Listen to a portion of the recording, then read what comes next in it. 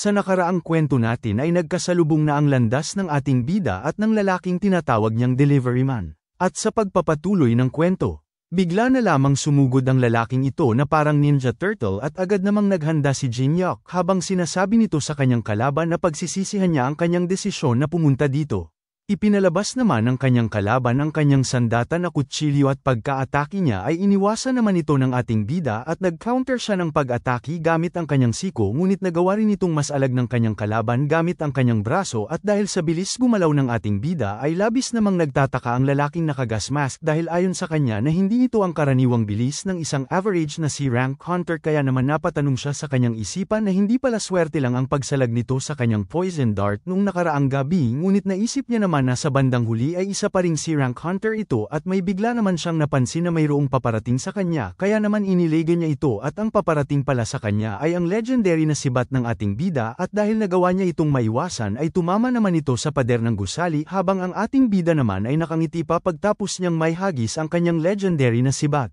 Hindi naman siya nagsayang ng oras pa at bigla siyang tumalon patungo sa kanyang kalaban at nakita naman siya ng kanyang kalaban at habang nasa himpapawid siya ay inutusan niya naman ang kanyang sandata na bumalik na sa kanya at unti-unti namang kumakalis ang sibat mula sa pader at bigla itong bumalik sa kanya at nang mapasa kamay niya ito ay agad naman siyang naghanda ng isang pag-atake patungo sa kanyang kalaban at pagkapalo niya dito ay bigla naman itong umiwas at habang umiiwas ang naka-gas mask ay iniisip niya naman na tanga daw ang ating bida dahil ngayon ay nasa likuran niya na siya kaya naman magagawa niya na itong mapatay at agad naman siyang naghanda ng isang pagsaksak at sa puntong papasaksak na siya ay hindi naman magawang ma-penetrate ng kanyang sandata ang likuran ni Jin-hyuk kaya naman labis na lamang siyang nagtataka at napatanong sa kanyang isipan na kung nagsusuot ba ito ng kakaibang armor at napagdesisyonan niya naman na pupunteryahin niya ito sa ulo na bahagi at pagkasaksak niya ay nagawa naman itong iwasan ng ating bida at bigla niya itong binunggo ng kanyang katawan at tinanong niya ang kalaban na kung saan ba sa tingin niya siya pupunta at habang tumitila po ng kalaban papalayo dahil sa kanyang ginawang pagbunggo ay agad naman siyang naghanda ng isang pag-atake gamit ang kanyang legendary na sibat at bigla namang may namuong bilog sa dulo ng kanyang sibat habang sinasabi niya sa kanyang kalaban na ngayon ay wala na siyang matatakasan at agad niya namang binitawan ang kanyang pag-atake patungo sa kanyang kalaban at nang papalapit na ang pag-atake ni Jin-hyuk sa kanyang kalaban ay napapasalag na lang ito at bigla niyang ginamit ang kanyang kakayahan upang salagin ang pag-atake ng ating bida sa kanya.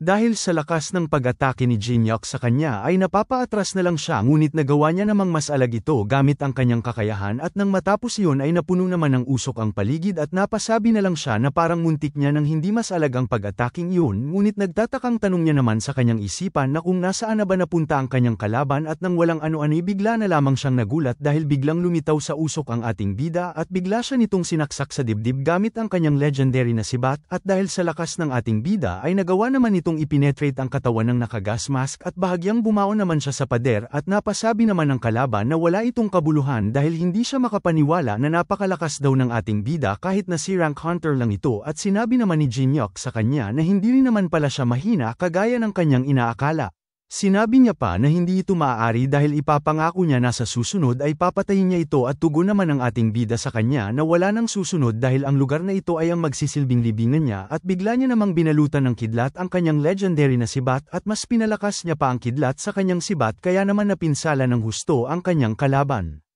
Lumipat ang eksena at dito mayroong sinusunog ang mga nakaitim na mga taong ito at ang kanilang sinusunog ay ang mga katawan ng tao. Sinabi naman ng isang ito na aalis na siya dahil mag-uulat siya. Sa kabilang eksena naman ay binabalutan ni Yong-sok ang kanyang sugat habang sa isip-isip niya na hindi niya inaakala na may tinatagong druga ang Tyrant Guild at naisip niya rin na kung hindi sila tinulungan ng babae ay nasisigurado niya naman na mamamatay sila.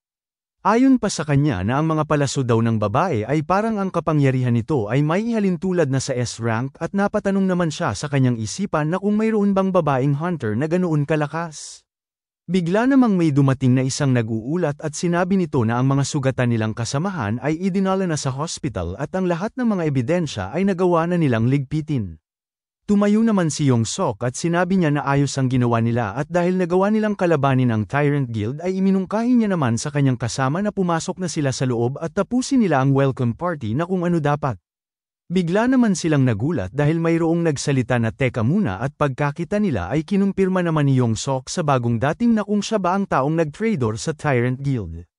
Ang taong ito ay ang nakilala ng ating bida na si Jung Dae-yoon at nagpaliwanag naman siya mayroon siyang gustong iparating na mensahe sa kanya na umalis na sila dito ngayon na dahil ang Tyrant Guild leader at ang pangunahing puwersa nila ay papunta na dito. Labis namang nagulat si Yong Sok at kinumpirma niya na kung ang leader ba na si Cho Won-chul ay pupunta dito. Tugon naman ni Dae-yoon na ganun na nga. Naging seryoso naman bigla ang mukha ni Yong Sok at ayon sa isip niya na kung darating nga ang S-Hunter na si Cho Won-chul ay wala silang pag-asa manalo dito at napamura naman siya sa kanyang isipan dahil ayon sa kanya na matatalo na sana nila ang mga ito ngunit kailangan nilang bumalik. Nakatanggap naman ng tawag ang nakamaskara at tinanong niya ang nasa kabilang linya na kung ano ba ang nangyayari.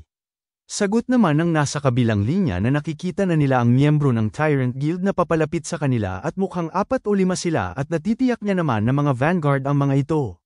Sinabi niya naman agad kay Yong Sok na mukhang tama ang sinasabi ng lalaki at tinanong niya ito na kung ano na ang kanilang gagawin. Sa isip-isip naman ni Yong Sok na wala na silang pagpipilian pa kaya naman sinabi niya na dito na nagtatapos ang kanilang operasyon at inutusan ng mga ito na umatras na silang lahat. Bigla namang tumakbo ang kanyang kasama at sinigaw nito na ang lahat ng miyembro ng kanilang guild ay lisanin na ang lugar na ito. Inaya naman ni Yong Sok si Dae-yoon na kung gusto ba niyang sumama sa kanila. Sagot naman ni Dae-yoon na hindi dahil magpapaiwan siya dito para sa alibay at ipinaliwanag niya naman na kung pati siya ay mawawala ay magiging kainahinala ito at sinabi niya pa na may iwan siya dito upang magulat ng maling impormasyon na tila ba ay mayroong gumawa na isang tao dahil kinakailangan nilang iwasan ang digmaan sa pagitan ng Titan at Tyrant Guild.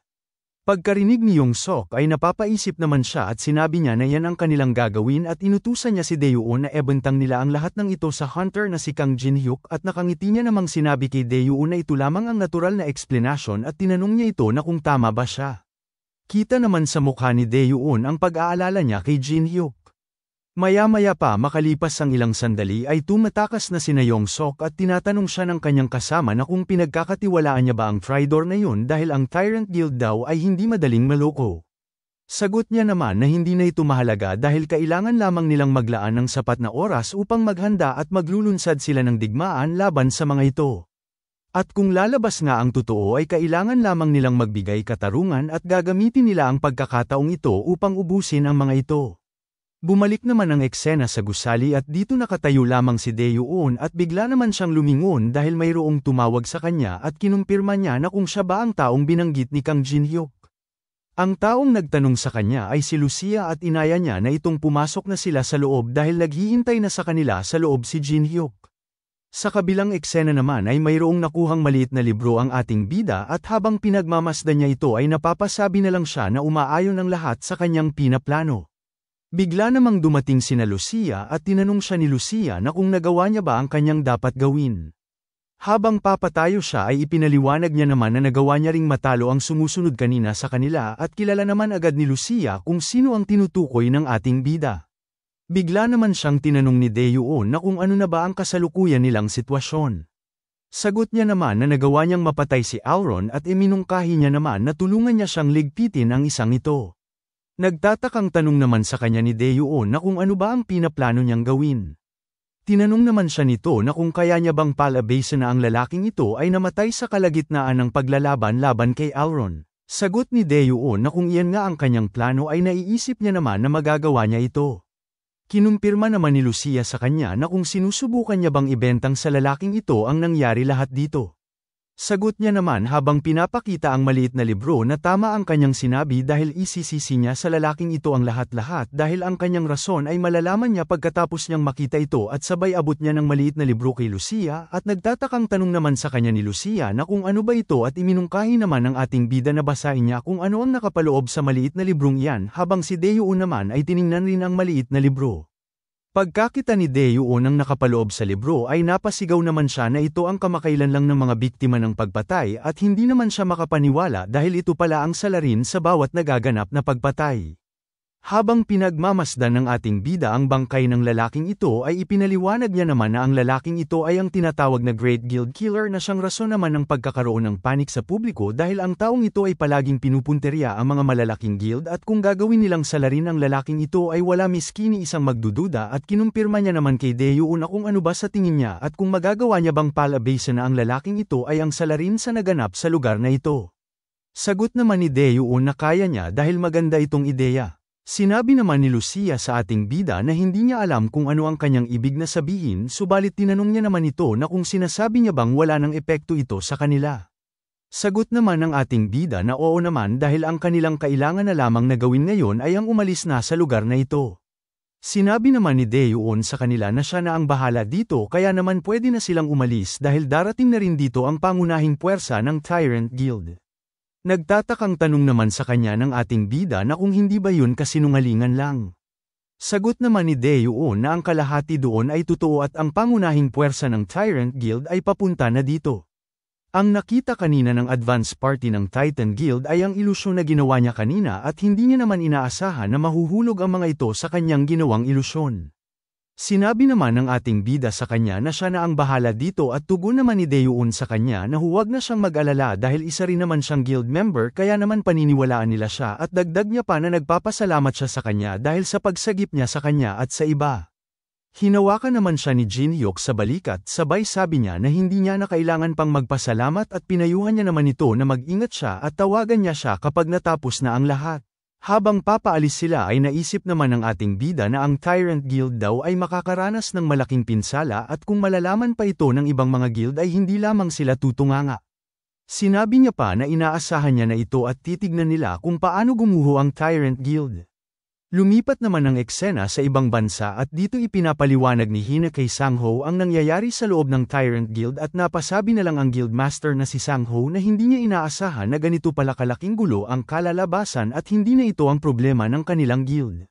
Mayroon naman siyang pinindot sa kanyang laptop sabay sabi niya pa na ibabahagi nila ang impormasyon at hindi sila magpapakilala at inutusan niya naman ang kanyang secret area na ipadala niya ito sa Hunter Association, sa pulis, sa gobyerno at sa kahit anong media sa abot ng kanilang makakaya. Nagtataka naman si Hina dahil sa desisyon ng Guildmaster na hindi sila magpapakilala na sila ang nagbahagi ng impormasyon at kung sa gayon ay magkakaroon rin ng benepisyo ang ibang mga guild patungkol sa impormasyon na ito. Ipinaliwanag niya naman na kung malalaman ng iba na kasangkot sila dito ay mapapasabak rin sila sa digmaan ng mga guild at mas mabuti na kung mareresolba ang insidenteng ito na wala ng ibang biktima kumpara sa makakuha sila ng advantage dahil hindi na nila kakayanin pa ang may mawalan pa ng maraming buhay at iminungkahi niya naman sa kanyang secret area na iyon ang kanilang gagawin. Kinagabihan ay ibinalita na at ayon sa nag-uulat na ang Major Hunter Guild ay illegal na nagpaparami ng halimaw at ginagamit ang mga tao bilang pagkain ng mga halimaw kaya naman nagulantang ang publiko dahil sa kahindik-hindak na balitang ito. Ang persecution ay idineklara na ito na isang seryosong hunter crime at nangangako na magsasagawa sila ng investigasyon at mag-uumpisa sila sa Altron Guild at ang iba pang malalaking mga guild ay sumang-ayon na makikipagtulungan sila sa investigasyon. Labis namang nagulantang ang mga tao at galit na galit ang mga ito dahil hindi sila makapaniwala na ginagamit ang mga tao bilang pagkain ng mga halimaw at mayroon pang napasabi na ang Tyrant Guild daw ay mga bastardo at napapatanong na lang na kung nababaliw na ba ang mga ito at sinabi naman ng isa na kailangan nilang arestuhan ang lahat ng kasapi ng Tyrant Guild at sentensyahan ng kamatayan at may napasabi pa na ang Altron Guild daw ay may nagawang malaking bagay. Kumalat na rin sa ibang social media ang balita at sinabi ng lalaking ito na ang Tyrant Guild ay tumangging makipagtulungan sa investigasyon at dahil doon ay simula ngayon ay digmaan na. Marami ang mga matataas na ranggo ng mga miyembro ng Tyrant Guild ang inaresto at sa bandang huli ay nag-release ng statement ang Tyrant Guild na nagsasabing makikipagtulungan na sila sa investigasyon. At dito galit na galit naman si Yong Sok dahil sa narinig niyang balita at dahil sa galit niya ay itinapon niya ang remote sa telebisyon sabay sabi niya pa na tanga talaga ng guild leader nila na si Sang-ho. Sinabi niya pa na inihain niya na daw lahat sa kanya ngunit sinira lamang niya ang kanyang pinaplano. Maya-maya pa makalipas ang ilang sandali ay tinawagan niya ang guild leader at tinanong naman siya ni Sang-ho na kung para saan ba ang kanyang pagtawag sa kanya. Galit na galit namang sinabi ni Yong Sok na huwag na siyang magmaang-maangan at tinanong niya ito na kung paano niya nagawang ipakalat ang impormasyon at kung nababaliw na ba ito at dagdag niya pa na sila ang trabaho ng lahat kaya naman nagtataka naman siya kung bakit tinatraitor ang mga bastardong taga-Altron Guild na parang mga bayani. Kalmadong sinabi naman ng Guildmaster na kung nagpakilala sila na sila ang nagpakalat ng impormasyon ay lalabanan sila ng taga-Tyrant Guild at manganganib ang kanilang buhay bago pa man mapagsama-sama ang lahat ng guild. Sinigaw naman ni Yong Sok na kung ang kanyang plano ay makakuha ng S-Class na Hunter ay ang Tyrant Guild ay walang kalaban-laban sa kanila. Sinabi naman ng Guildmaster sa kanya na kahit na nakakuha pa siya ng S-class na mga hunter at mag-umpisa ng laban ay magagarantiya niya ba ang kanilang panalo laban sa Tyrant Guildmaster at sa digmaan ng guild.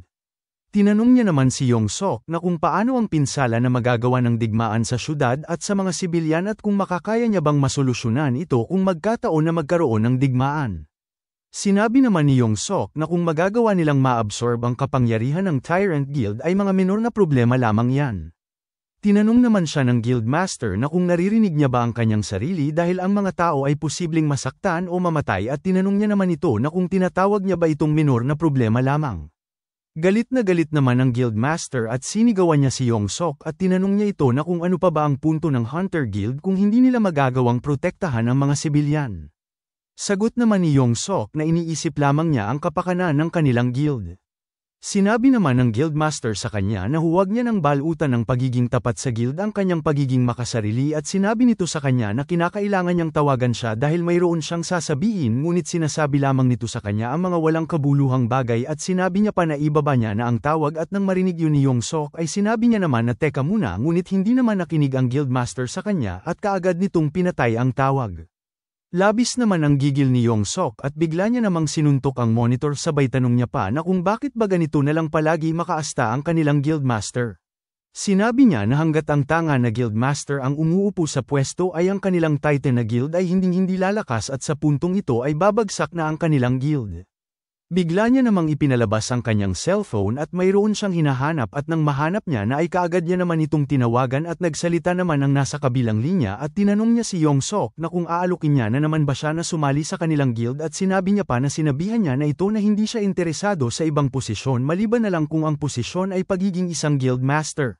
Sinabi naman ni Yong Sok sa kanya na ibibigay niya na sa kanya ang kanyang inaasam-asam na posisyon at nagtataka naman ang nasa kabilang linya kung ano ba ang ibig niyang sabihin at sinabi naman ni Yong Sok na gagawin niya siyang isang guild master. Makalipas lamang ang ilang araw ay mayroong pinuntahan na isang lugar ang ating bida dahil mayroong taong nagsabi sa kanya patungkol sa lugar na ito at sinabi daw ng tao na nagbigay ng lokasyon ng lugar sa kanya na magkita sila ng pasikreto subalit nagtataka naman siya dahil pinili ng taong ito ang lugar na ganito. Pagkapasok ng ating bida sa lugar ay tinawag naman siya ng lalaking taong nagsabi sa kanya sa ganitong lugar at ang taong ito ay si Dae-yoon at habang papalapit si Jin-hyuk sa kanya ay sinabi niya naman na parang maaliwalas ngayon ang kanyang mukha at tinanong niya ito na kung umaayon ba ang lahat sa plano. Napatawa na lamang si Dae-yoon sabay sabi niya na hindi niya inaasahan na umaayon ang lahat sa kanyang pinaplano. Habang papaupo ang ating bida ay tinanong niya ito na kung maayos naman ba ang kasinungalingan na kanyang inihanda. Tugon naman ni Dae-yoon sa kanya na sa totoo lang ay mas naging komportable na siya sa guild ngayon at dagdag niya na masyado pang maaga upang magsaya at may sasabihin siya sa kanya na isang bagay at yun ay nagpaplano sila bumuo ng isang pangkat para lamang hanapin siya. Uminom naman ng juice ang ating bida at kinumpirma niya kay Dae-yoon na kung hahabulin ba nila siya dahil ang kanilang guild ay malapit na mawasak at tinanong niya naman ito na kung mayroon ba silang sapat na resources. Tugon naman ni Dae-yoon na totoo nga ang kanyang sinabi subalit parang ang mga nakakataas ay nagkaroon ng hinala dahil mas mabilis daw makita ang katawan ng pumapatay at kumalat ito sa balita kaya naman nagtataka ang mga ito na kung mayroon pa bang ibang salarin.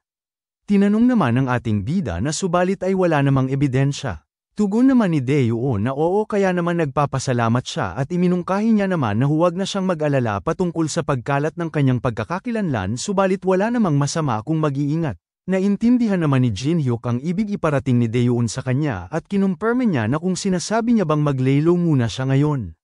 Sagot naman ni Dae-yoon na ganun na nga at kapag mapapanatili niya yan ay ang Tyrant Guild ay mawawasak na sa lalong madaling panahon. Iniabot niya naman ang isang cellphone kay Jin-hyuk at pinayuhan niya naman na mag-ingat siya sa susunod at nandito ang impormasyon patungkol sa namamahala sa investigasyon at bigla niya naman itong sinuri kaagad at tinanong naman siya ni Dae-yoon na kung titignan niya na ba ito ngayon. Sagot naman ng ating bida na hindi naman ito mahalaga at tinanong niya naman ito na kung hindi ba ang mga tao dito ay mga ilusyon lamang. Tinanong naman siya ni Dae-yoon na kung alam niya ba. Sagot naman ni Jin-hyuk na oo simula pa lang kanina at sinabi niya na wala namang nakatingin sa kanila kaya naman iminungkahi niya na sabihin niya sa kanya kung sino nga ba ang humahabol sa kanya. Sinabi naman kaagad ni Dae-yoon na ang humahabol sa kanya ay isang archer o mamamana at isang mage o salamangkero at ipinaliwanag niya naman na magaling ang mga ito sa pagtatago at maaari silang lumapit sa kanya bilang ibang tao na kanyang kilala. Kinumpirma naman ni Jin Hyuk sa kanya na kung yun lang ba ang lahat ng impormasyon. May dinukot naman sa bulsa si Daewoon at sinabi niya na mayroon pang isang bagay ang dapat niyang malaman at ipinakita niya ang isang parang barya at tinanong niya na kung narinig niya na ba ang patungkol sa tinatawag na monster counter. Alam niya naman ang bagay na yun at pumasok sa kanyang isipan na ang bagay na yun ay ang kanyang ginamit nang tinulungan niya ang Titan Guild noong nakaraan. Hanggang dito na lang muna mga bossing. Kung gusto mong subaybayan ang kwentong ito, mag-like, comment, at subscribe at i-hit mo na rin ang notification bell para ikaw ang unang makapanood pag may bago tayong upload. Kita-kits sa susunod mga boss.